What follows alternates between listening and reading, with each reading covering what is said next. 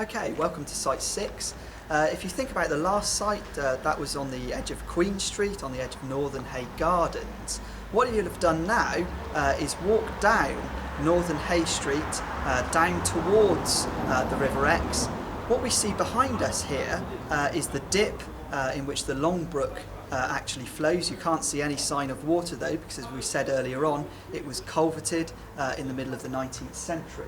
But this is a fundamentally important part of the city. It might not look much at the moment, but if the camera pans over here, we have this stunning piece of 1830s architecture, which, as I say, it looks very pretty, but we might think it's not particularly impressive.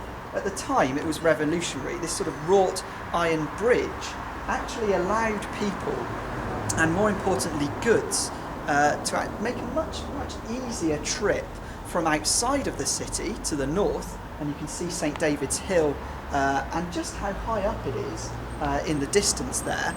It allowed for the first time large vehicles, so obviously we're not in the age of motorised vehicles, but we're talking about sort of significantly larger carts able to transport goods into the city across a relatively even plain. Before all of this, and if you look at the pillars that make up the iron bridge, this valley, the Long Brook Valley, was much deeper, and horses with carts had to rather precariously make their way down what was a very steep valley and up the other side behind or in front of where I am now, into the city centre. So this actually sort of revolutionary bridge facilitated transportation from the north into the city centre. Again, it represents a significant change in topography, and you can easily, especially if you're walking over it, think nothing of it today.